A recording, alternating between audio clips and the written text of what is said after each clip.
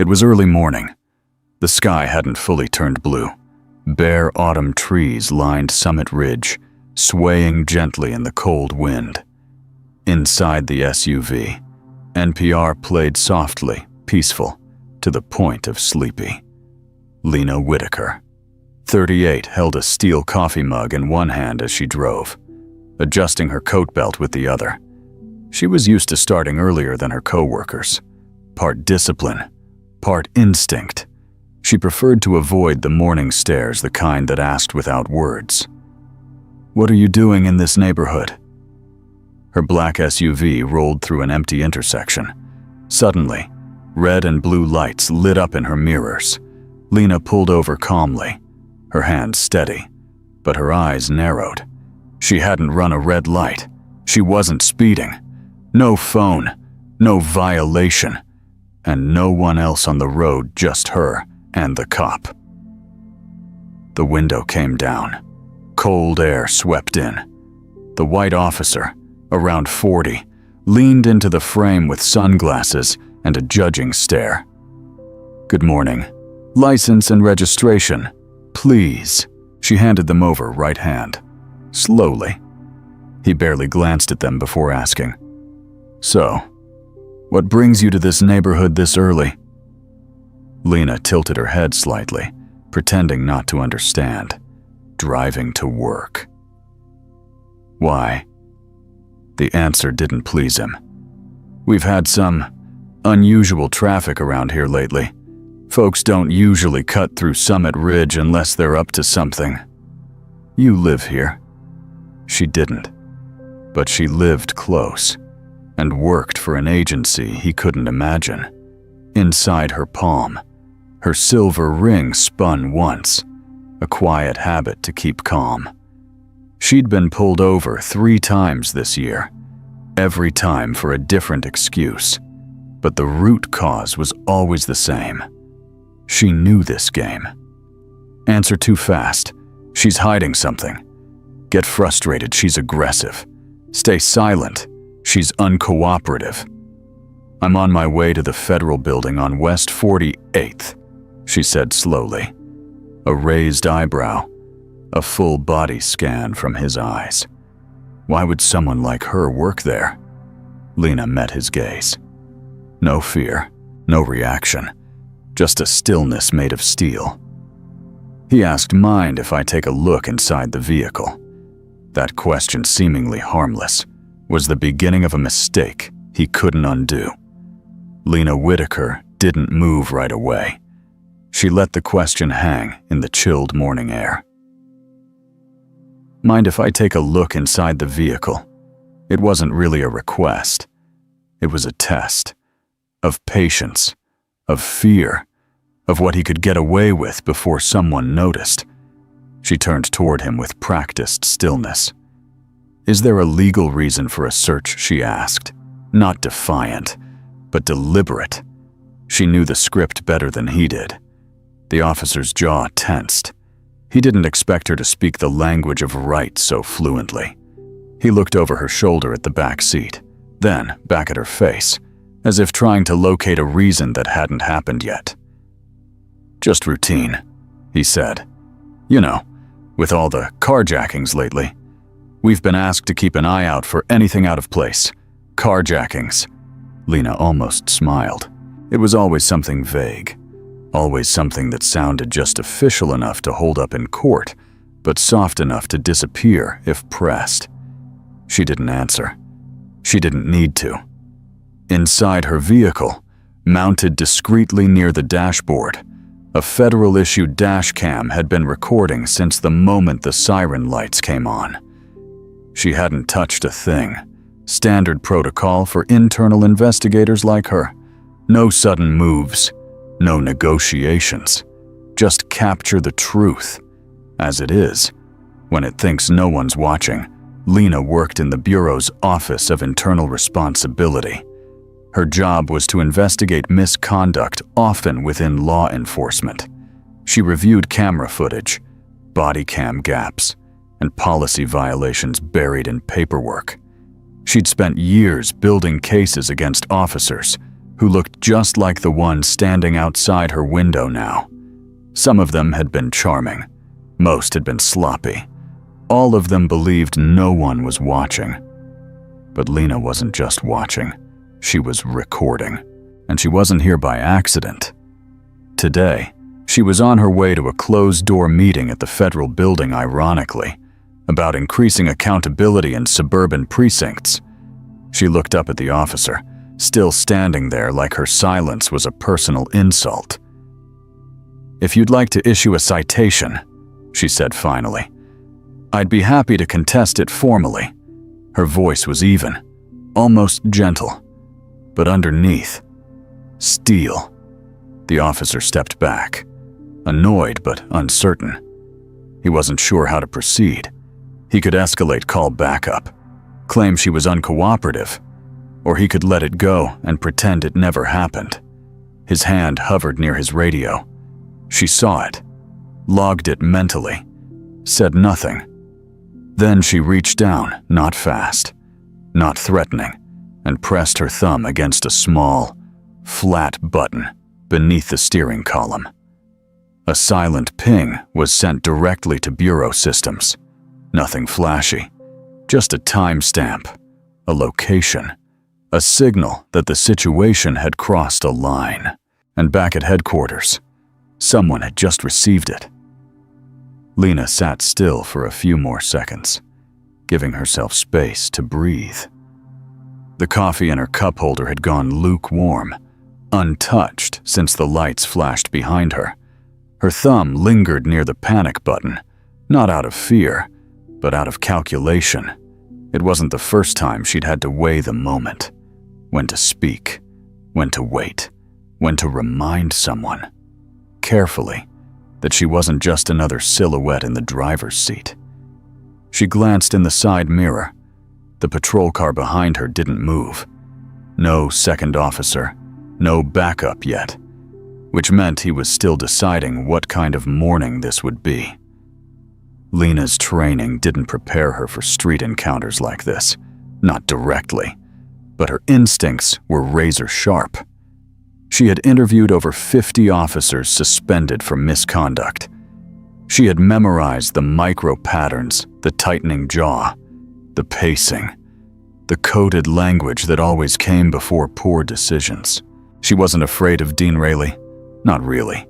She was afraid of what he represented, the casual entitlement, the assumption of guilt assigned to skin before speech, the belief that authority didn't need to justify itself when no one was watching. Rayleigh stepped back to his vehicle and made a show of checking her documents, though he hadn't even typed anything into his in-car terminal. It was Theater 1 performed daily, unseen and challenged. He tapped the trunk of her SUV as if testing it for weakness. Lena narrowed her eyes. That tap offhand. Territorial was exactly the kind of detail that would never show up in reports, but meant everything to someone paying attention. Inside the federal building, she was addressed as Agent Whitaker. Her name sat on reports circulated to Washington. She ran policy reviews and ethics compliance. She signed off on disciplinary action for officers who used their badge as a weapon. But out here, none of that mattered. She was black. She was alone. And she was in the wrong zip code. She remembered a hearing just 2 months ago when a young officer from a neighboring precinct defended an unjustified stop by saying, "She looked out of place." That was it. 4 words. Out of place.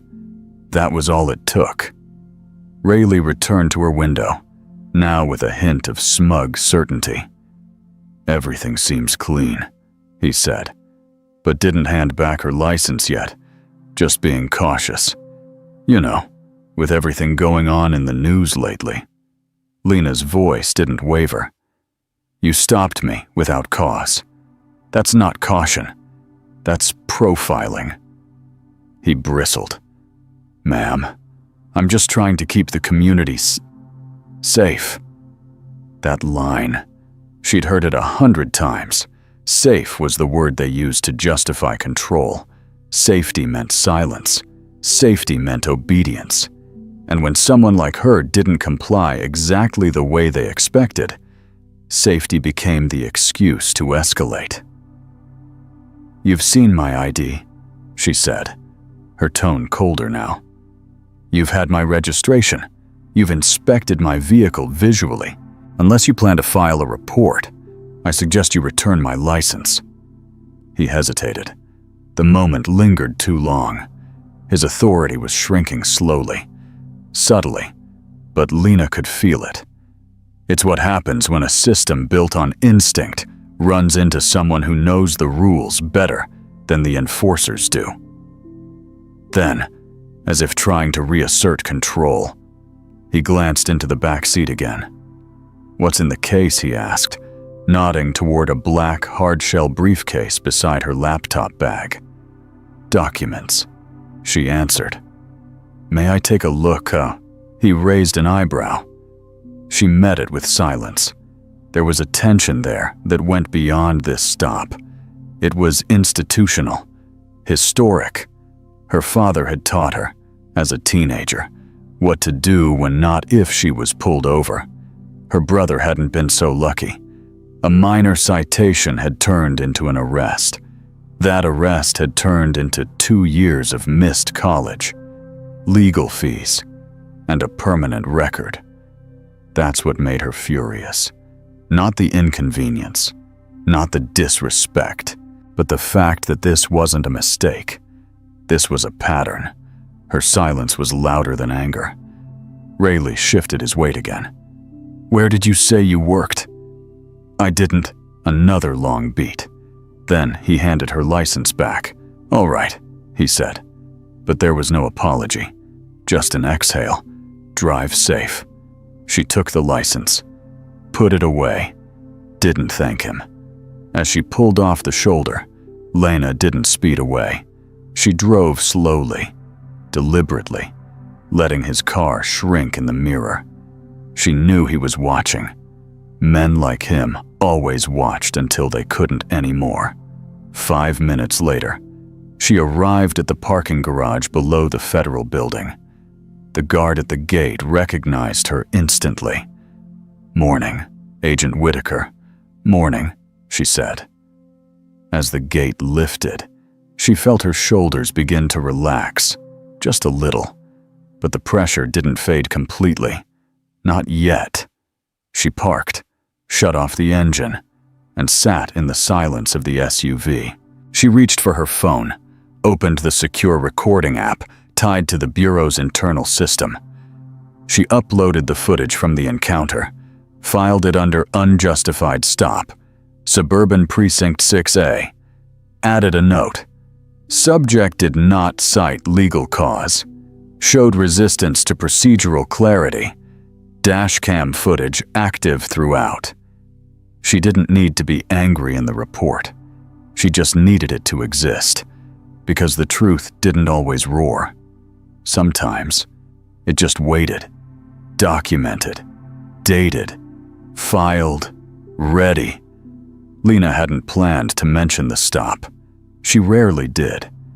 Encounters like that had a way of lingering quietly, too small to spark outrage, too common to report. But something about the officer's smirk, the way he said "drive safe" like he still owned the last word, stayed with her longer than it should have.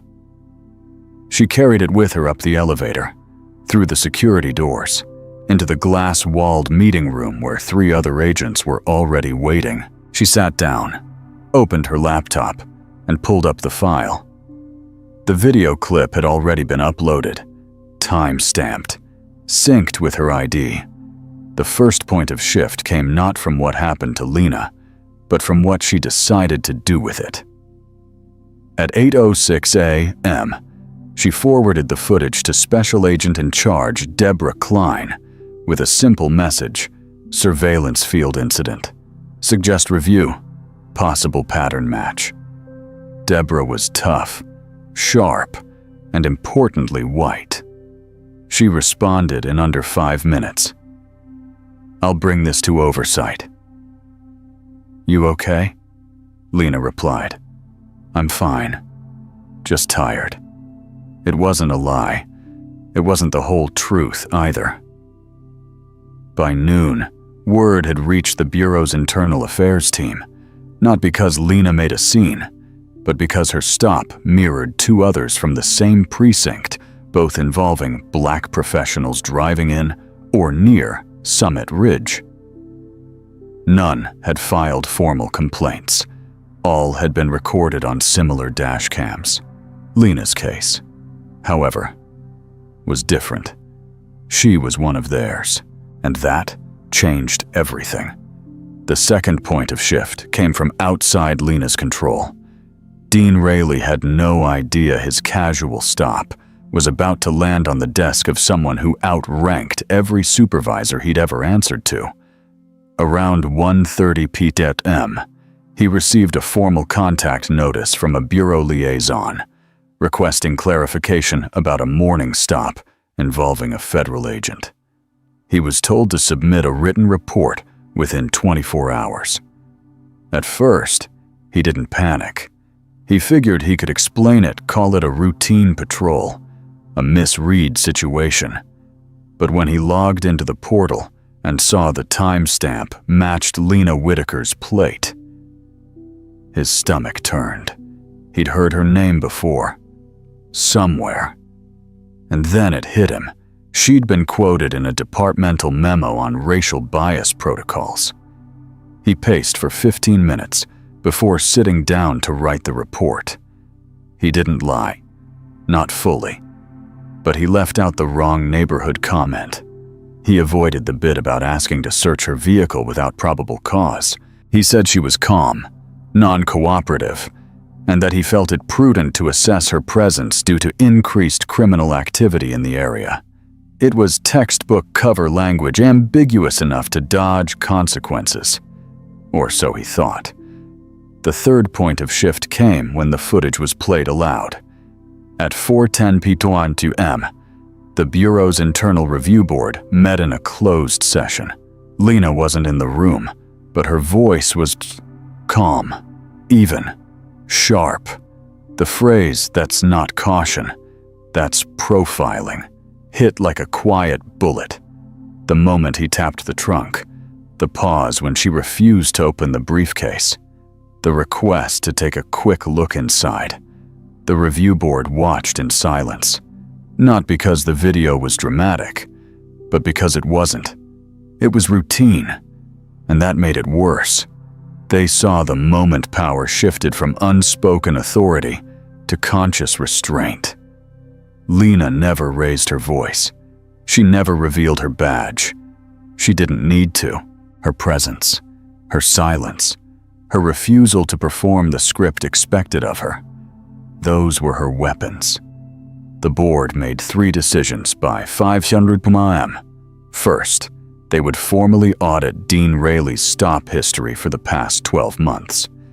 Second, they would notify the precinct commander of a pending ethics review. And third, they would recommend using Lena's footage in a new training module. Bias in practice, recognizing the non-obvious patterns. Lena didn't hear about any of it until the next morning. When she arrived at her office, Deborah handed her a sealed folder. Inside was a memo marked "Confidential. Internal Action." It listed her name as field contributor and detailed the recommendations approved by the oversight panel. At the bottom was a handwritten note. "You did the right thing. Quiet counts too." Lena didn't smile. She didn't feel victorious. She felt measured, a little heavier, maybe, but not alone. She left the folder on her desk and walked to the window. Below, the city moved in slow patterns, people crossing streets, buses hissing to a halt, bikes weaving between cars. Nothing remarkable, but for the first time in a long while, Lena allowed herself to believe that maybe, just maybe, The right kind of silence could shift something after all. It started with a video, but it didn't end there. A week after the footage of Lena's stop was submitted, an internal analytics team flagged a pattern. Same precinct, same neighborhood, same hour of day. The officers changed, the excuses shifted, but the targets rarely did. Black drivers, especially women, were stopped more often near Summit Ridge than anywhere else in the surrounding city. And none of those stops resulted in arrests. None revealed contraband. But every single one was logged as preventative. That word preventative had become a shield. Lena watched the numbers accumulate on her screen. They didn't scream. They whispered. A quiet, damning accumulation of unchecked power. Her case wasn't unique. It was typical. That was the real danger. She forwarded the report to Deputy Director Ramos with a short note.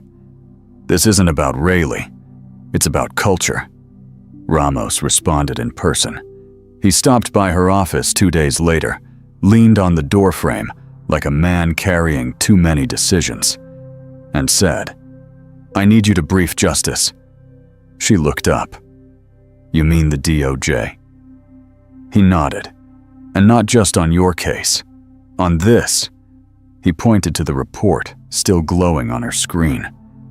That's when Lena realized this wasn't a sidebar anymore. This was becoming a case file with legs. The Department of Justice scheduled a private policy briefing.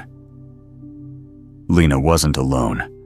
The Oversight Committee sent 2 other agents, one focused on behavioral analysis, the other on procedural equity. They sat in a beige room with a long wooden table, across from 4 federal attorneys and a civil rights liaison. Lena walked them through the footage. Not just hers. 2 other clips showed similar exchanges. Different officers. Same language. "You don't look like you're from around here. Just a precaution. We've had break-ins." She let the silence do the work between clips. Then, she pulled up the precinct's stop history, overlaid with demographic heat maps. The disparity was not arguable. It was math. One of the attorneys leaned forward. This was never reported to IA. "No formal complaints," Lena replied. "But most people who get stopped like this, they don't complain. They just want to get home." The DOJ rep scribbled something on her legal pad. No one said anything for a moment. Lena continued. "This isn't about bad apples," she said, her voice steady. "It's about the environment that tells those apples they'll never rot." They asked questions, smart ones, about policy, about training, about oversight models. Lena answered each with the quiet authority of someone who spent years listening to excuses from men who believed the rules didn't apply to them. When the meeting ended, the liaison stood up and said, "We'll be issuing a recommendation, not just to that precinct, but to every suburban department with similar metrics." Lena nodded. She didn't smile, but something in her chest lifted. That same week, the Bureau's Internal Ethics Panel issued a memo. All officers in zones flagged for demographic disparity would be required to undergo mandatory review, partially informed by Lena's footage, her recording. Once an isolated act of self-preservation, was now federal training material. Meanwhile, Officer Dean Rayleigh's record was reopened. 5 prior stops, each one previously dismissed, were now under formal review. The officer who had once smirked at Lena's restraint was suddenly answering questions he couldn't brush off. But the shift wasn't just bureaucratic, it was cultural.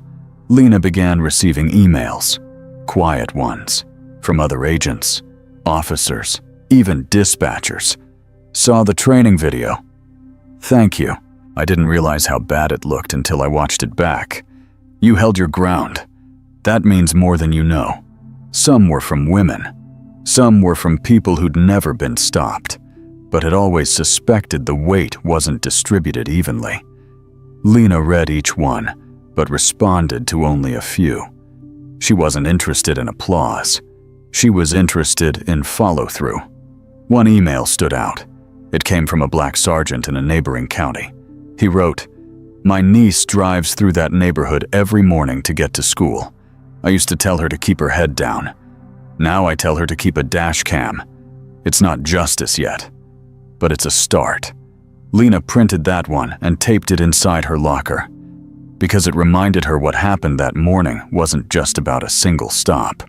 It was about the invisible script written into sidewalks, into silence, into the way some neighborhoods were allowed to feel protected and others were policed. It took a federal badge, a hidden camera, and a whole lot of quiet endurance to prove what thousands already knew. And even then, she knew it wasn't enough. But it was movement. Lena stood in front of her bathroom mirror, tie undone, jacket still on, hours after the day had ended. Her apartment was quiet, just the hum of the city pressing faintly against the window. She didn't feel like a hero. She didn't even feel victorious.